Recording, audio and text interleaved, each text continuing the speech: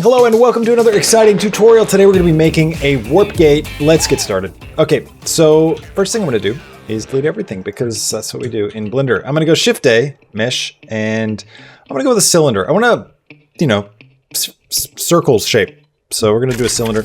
I'm going to rotate X 90 degrees and scale this bad boy right up. Okay, I'm going to go into edit mode and I want to get rid of these faces. So I'm going to hit 3 and that takes me to face mode. You can see if I hit 1, 2, or 3, it pops between those nice and easy. So I'm going to select this and delete it, and I'm going to select this and delete it too. But before I do that, let me tell you why. So I want to delete this because this is a face that has look at all these edges, and it's kind of irregular. You can't really subdivide or do a lot with faces like this, and they create weird topology, and sometimes it can create rendering artifacts. If we use subdivision surface, it'll cause problems. So generally speaking, you want to try and keep your faces to either 3 or 4 sides. Anything more than that, things start going crazy. So this is a prime example of crazy. So we're just going to delete that because we can fill that in other ways and keep good topology if we need it. So I'm going to hit A to select all and S, Y to scale, locked to the Y axis. And just going to bring this thing down. Now this is going to be the central structure. Now, I've got no art ref for this. I'm just kind of going to riff off of my own imagination and creativity here. So good luck. I'm going to create a little trench through this thing. So I'm going to hit Control R, which is the hotkey for loop cuts. And you can see if I move around, I get that cut, that yellow line through the middle of the face. Or if I go up to the crossing edge here, it gives me a loop through the whole thing. And what it's doing is it's following the edges for every 4-sided face. So again, there it is again, 4-sided faces, why they're important. Things like edge loops can follow a 4-sided face because it knows which face is the next one. If this was like a 5-sided face, it wouldn't know which way to go because it would be a split in the direction. So it can just follow, and you do full loop cuts and stuff with this. So I'm going to Control R, and then I'm going to click to commit. It switches to this slide mode. I'm just going to escape because I want it to be right in the middle. So I don't want to apply any slide to this. Now I want to split this thing in half, make 2 out of this, right? And then extrude out, so I've got this trench. So the easiest way to split an edge, when you've got something like this selected, which is still selected because the loop tool's just deactivated, I'm going to hit Control B for bevel, and I'll just move my mouse wheel up. Now if you roll your mouse with bevel, you get more cuts, but I only want the one basic cut. And I'll just go out a little bit like that, click to commit, and now it's still selected, so we're going to just keep going. We're going to hit E to extrude, and I'm just going to hit escape to get out of that move mode that automatically activates. And I'm going to hit S to scale. And it's going to scale out. But now, if you notice, the more I scale, right? See how it's getting wider? I don't know if you can see that. But it's getting wider on the Y. And I don't want that. I want it to just kind of come straight up. So there's a couple ways to do that. I can hit Alt-S, which scales along the normal. And the normal is the direction that a face is pointing. So this will give me a nice even scale no matter how far out I go. Or I can hit S to scale and then Shift Y. And that's basically when you hit Shift and then X, Y, or Z, it turns off that axis. So I've turned off Y. So this is the same as Alt in this particular case. So I'm just going to come out a little bit, maybe like that. That's cool. All right, great. Now let's go back to edge mode with 2 on our keypad. I'm going to hold down Alt because I want to select not just this edge. I want to select the whole group. So I'm going to hold down Alt, and that will again follow the continuous loop, which it identifies because it's a 4-sided face. And I'm going to hit E and S, and that will scale this up like so. I'll do this here, E and S, scale this up. We could go out of edit mode at this point, and we could come over here to the wrench and add modifier and type in solidify, and that will give us a solidify modifier, which basically takes the geo, which is all one-sided, because we didn't do any depth to it, and it just makes it solid. So it adds some depth, some thickness. Also kind of cool. I'm finding it a little hard to see the definition. So what I can do is come up here to this little drop down, and I can switch to something like matte cap. And I'll go for the ZBrush red there. And then I can even come here and turn on cavity and go screen, and I can get a lot of definition by going both. You can just keep it to screen if you want. I'm going to turn on both, and that will just give me a little bit of extra shading, just to help me identify the difference between my ridges and my valleys. And I'm going to grab this edge here and Shift S, cursor to selected. And that will put my cursor right there. And then I'm going to actually duplicate this object and Shift S selection to cursor. That will put it right there. And then I'm going to scale it down just like this. And then I'm going to scale Y and thicken it out. And I'm just doing this to give me something to work with, basically. That's cool. I'm going to thicken this up. So I want to hold down Alt, go to face mode with 3, hold down Alt, and just select these outer groups. And then I'm going to Alt S, use that Alt S and scale up, scale Y out a little bit. I'm going to right click and shade smooth by angle. Do the same with this one. And I might go ahead and put a subdivision surface on this one. And now I'm getting way too much on this. So what I'm going to go here and I'm going to grab a bevel first. Put bevel on it. I'm going to turn my amount right down to 0.001 maybe. So it's a really tiny bevel. And then I'm going to add, not geometry nodes, subdivision surface. There we go. That's better. So now I can get my nice clean edges. And what's happened with that is that the bevel took all the edges and split them. So there's 2 edges side by side. And I brought them in really close. And where we have 2 edges side by side, especially at the corner, right? So it's no longer just a corner. It's like a corner with a little, you know, like triangular edge to it. When the subdivision surface comes along, it rounds it, but it only makes a very tiny rounded area. As opposed to if you just have an edge, like this 2 edges meeting, it creates this big rounded zone. So that's how we get those sharper looking edges. Now what I'm thinking is I'll take this and I'll go Shift S, cursor to world origin.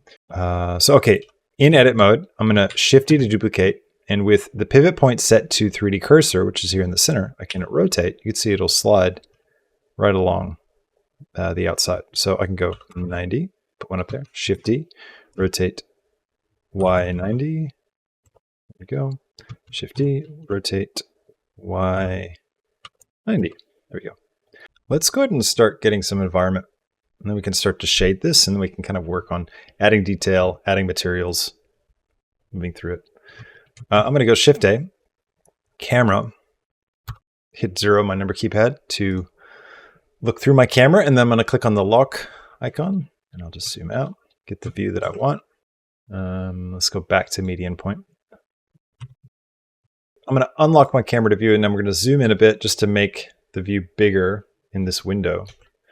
And then I'm going to come over here and I am going to switch to rendered mode. Now, first thing we need to do is create space, obviously. So I'm going to split my view and I'm going to make this a little bit bigger. I'll set this up so we can really see. I'll turn off all the widgets and controls from this. So this view is just going to be our render.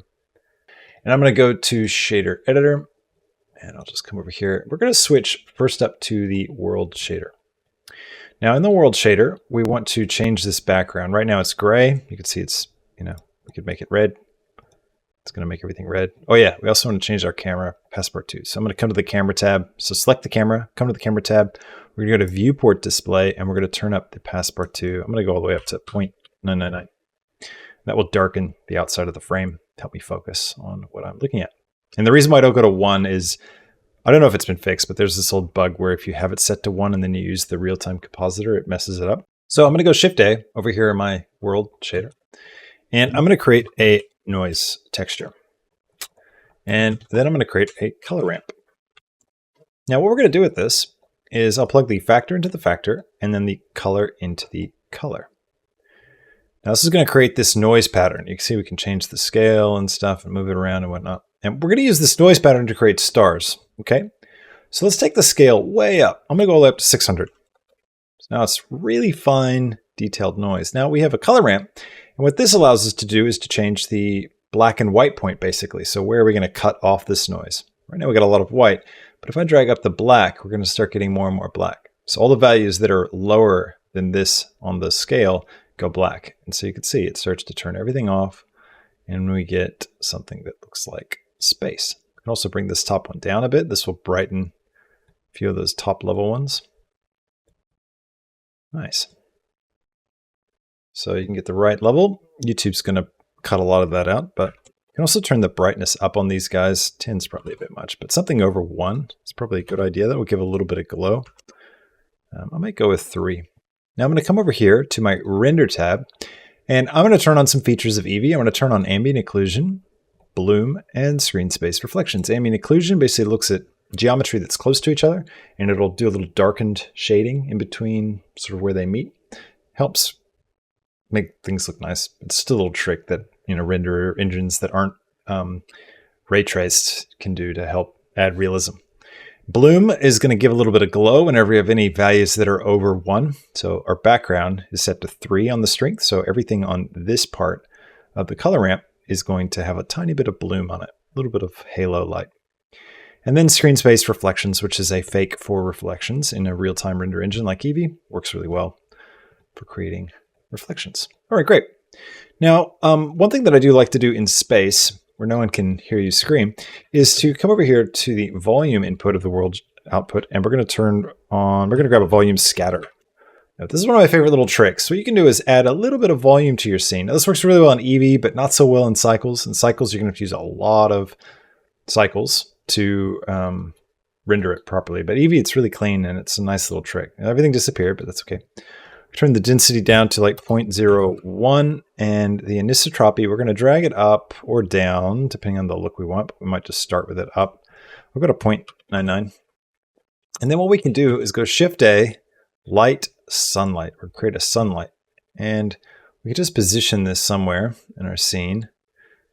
This can always move later on. And as we turn this thing up, we can adjust this. And you can see as we bring it down, we're going to get this haze. And this is really cool for like nebulous sort of space gas, right? It's not like very realistic unless, you know, you're near some kind of gaseous, you know, cloud within space. But what's good for it for renders is it helps to lift objects out of the background a little bit, and it helps to shape your frame. It's a really great technique, I find.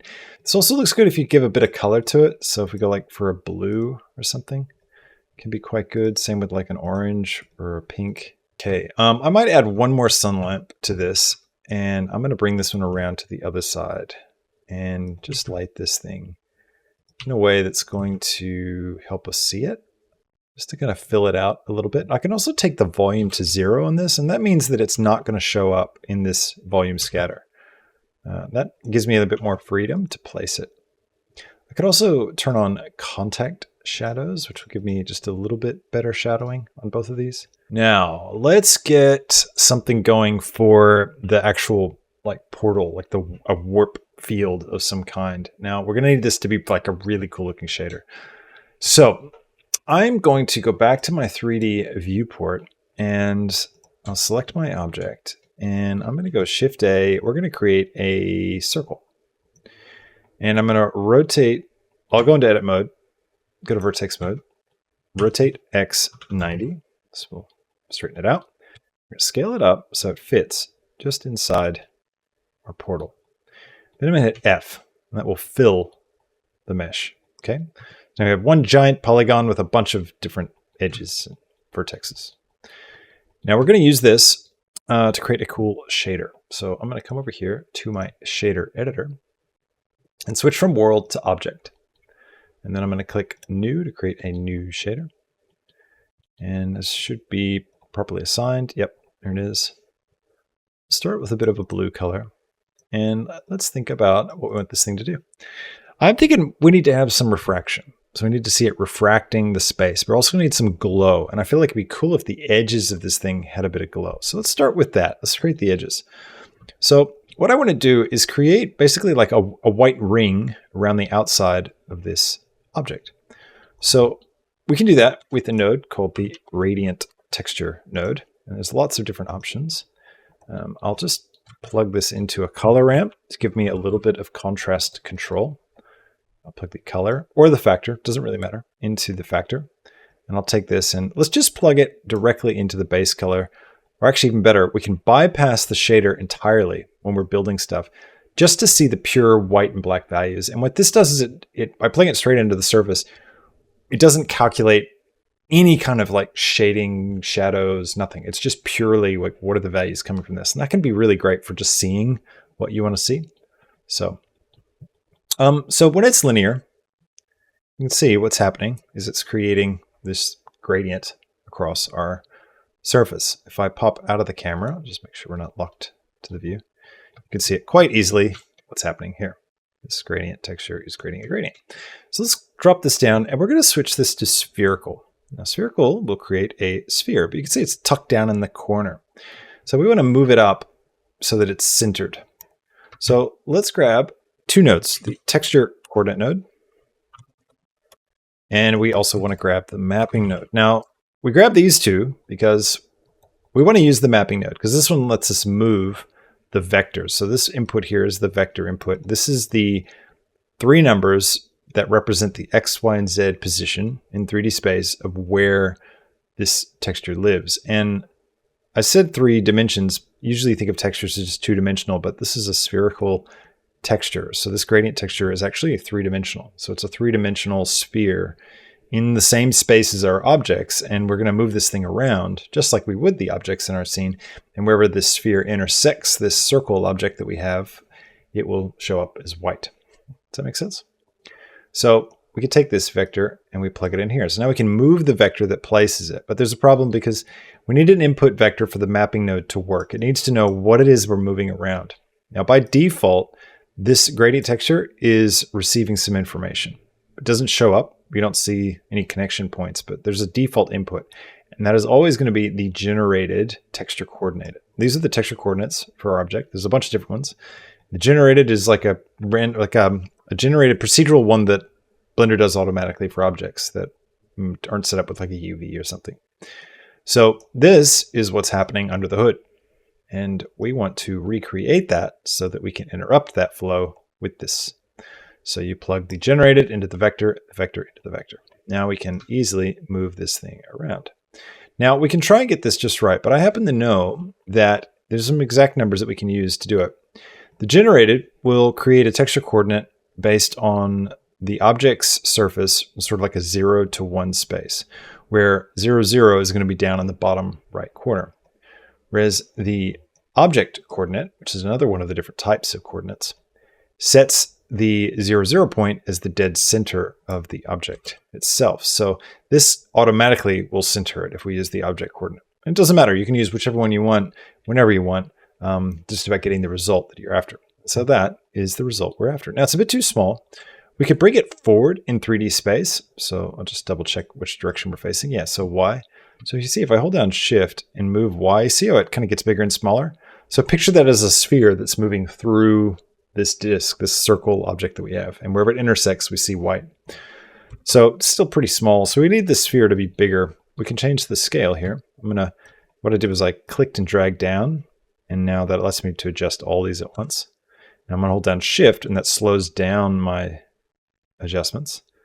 I'm just going to bring this in a little bit so it looks like this roughly. And then we're going to increase the contrast and flip these around because we want white on the outside.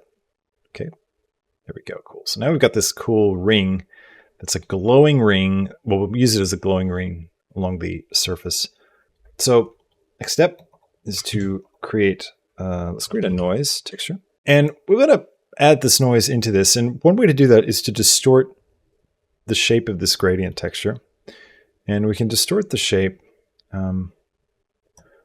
by mixing this noise actually back here into the texture coordinate. So I can go for a mix RGB or mix color node. That's what they're called now. Drop that in here. And I'll take the factor into B. And now I can turn this up. And you can see it's going to start to distort it. I can turn the scale up. And it's going to like shift it a little bit. So we might need to make some adjustments. We also probably want to change the scale. That's really sensitive. This isn't going to create an even pattern. I think maybe we could adjust these. I mean, this might be one way of doing it, but well, it does look pretty cool. There you go. So I'm just adjusting these positional values to keep this thing centered up. And that creates a nice breakup, which looks pretty cool. And now what we can do is we could use this. I might expand this out a little bit and switch it from linear to ease to make a softer fall off. Okay, so I just brought the scale up of that circle and then brought out the fade of my color ramp further, so it's a bit more of a faded look. So this part is going to be like a glowing exterior. So let's use this in the emission of our shader. So I'm going to open up my emission and I'll bring this over and I'll use this as the, let's see, I'll use it as the color and we'll put some color into it. And let's turn the strength up to 2, maybe up to 5, something a bit bright. The brighter we go, we're going to get more of that glow. And let's add in a color. I'm going to go for like a blue, I think, something like that. I'm also going to come over to my render settings, right up here, go down to the bottom, color management, and I'm just going to make sure AGX is selected. That's going to look good for this. All right. Now we're going to create some transparency with this. So I'm going to open up transmission and I'm going to turn the weight all the way up to 1. This will make this object fully transparent. I'm going to open up this side panel. I'm going to go to options and let's see, I'm going to turn on ray traced refraction and I'm just going to come over to screen space reflections and turn refraction on here as well. This will activate ray traced refraction. And now I'll come over here and we can change the IOR value to get different types of refraction. I don't really see it yet though. So I think our roughness is too high. So let's turn it down. Yeah, there it is. So I'll turn the roughness right down to 0. Now you can see as we drag this value around, it's going to distort. I like how it stretches everything. That's kind of interesting. And I'm thinking too, it could be cool if we create some geometry to this. Like what if we created a bit of a funnel? So let's do that. Let's go back into our 3D viewport. I'm going to go into edit mode and I'm going to want to create some geometry for this. So I'm actually going to delete this face, I think. I'm going to want to do. All right, go to edge mode here. And I'm just going to hit E and S to expand this out. And we're going to scale this in like this. And then what I'll do is I'll go to face mode and select this big central face and delete this face. And once again for this one. There we go. Cool. All right, just have one single face. And I'll go to edge mode and I'll alt click to loop select that. And then what I'm going to do with this is I'm going to hit E and scale. We're going to come right down towards the middle like this. And I'm going to hit Control R and I'm going to roll my mouse to get a bunch of loop cuts and then click. Then I'm going to go to edge mode and click this center loop here. And then I'm going to come over here to proportional editing. I'm going to go grab Y and bring that back. And I'll roll my mouse wheel out to expand my selection. And I'm just going to push this disk back in space.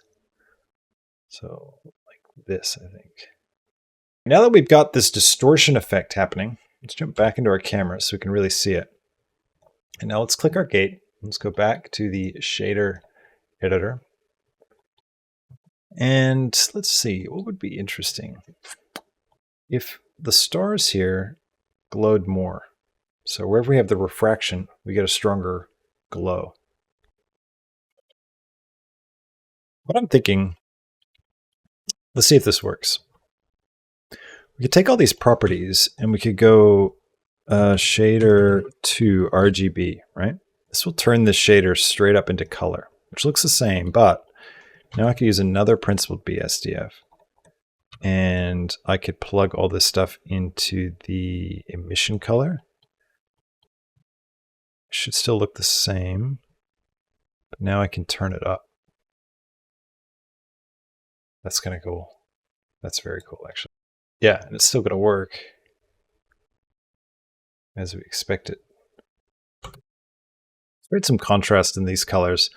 I feel like, yeah, that's nice getting that little highlight.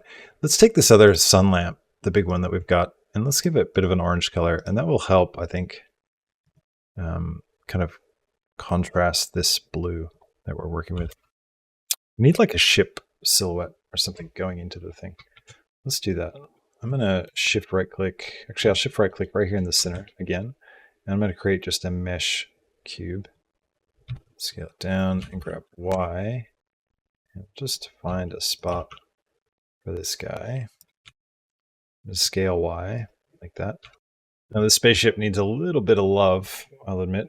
So let's do that without doing a whole lot. I'm just going to go into edit mode and speed our way to a ship. So I'm going to go Shift S, cursor to selected, Shift A, cylinder, rotate X, turn off proportional editing. Rotate X 93, grab that, scale that up, and then L to select linked, scale that down, grab that face, and that face. We're going to grab Y,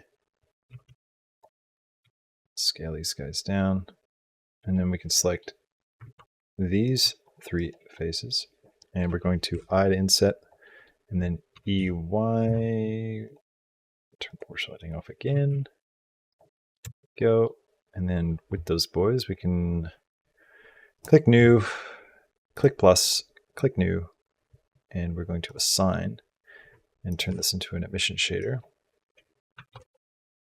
Put it up. Just pull that forward so they poke out a little bit. Let's see, Control R here, roll my mouse a couple of times and click, and just grab some faces and do some extrusions.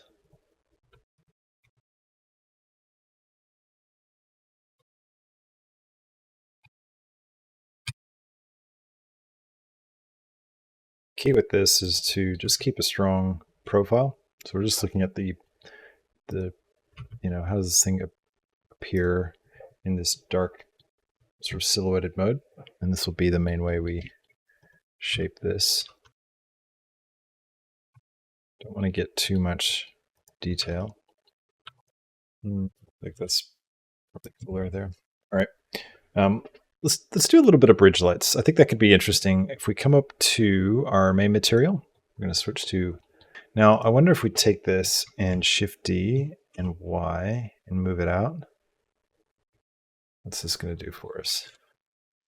That's pretty cool. And we can take this and scale Y and really like push it.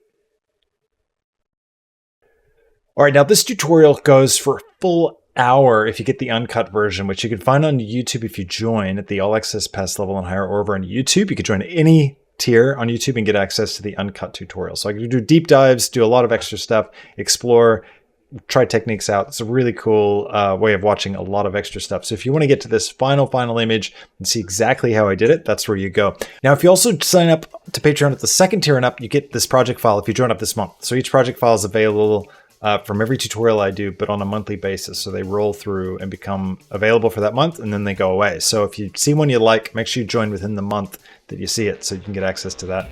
So go check that out. Thanks so much for supporting the channel, and thank you to all of you who are already supporting the channel. Really appreciate all of you. Couldn't do this without you. Thanks so much for watching. Hope you have a fantastic week. I will catch you in the next tutorial. See ya.